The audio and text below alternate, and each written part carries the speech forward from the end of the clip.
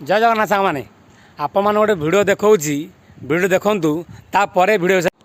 मोर समस्त जगन्नाथ भक्त मान पाखे गोटे छोटिया मेसेजटे और ये भिडटी समस्त माँ और भौणी मान प्राय लोक कौन करती ना रोषेई घर अगाधुआ पशिकी आज्ञा रोषेईवास करदे खाई पी देगी आज्ञा पलैब कदापि यह करूँ ना कारण रोषेई घरे माँ लक्ष्मी बास करती तेणु जितेबाला भी आप रोषेई घर को जाऊँच गाधे पाधेकी आप रोषेई कराया जातु और गाधे पाधेकी सीधा सड़क जाकि रोषेई करूँ ना आप गाधे पाधे कौन करेंगे ना प्रथम आगे रोषेई घरे मुंडिया पकेबे तापर जाकि आप रोषेई आरंभ करेंगे दिन मान आप जिते रोषेई करने कथा करूँ राति जो आपंकर रोष सर रोषेई घर को पोछे जो गैस हो कि चुली हो जो थे आप रोषेई करुवे पोछे तापर ओळिखेबे तापर जाकि आप रूम को जाई आप शोइबे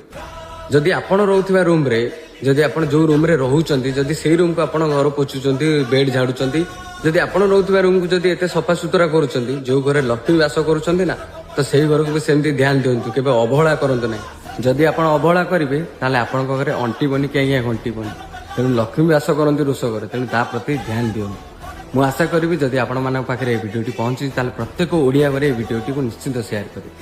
सब माँ भौणी अनुरोध तुम घर सुख शांति तुम हाथ में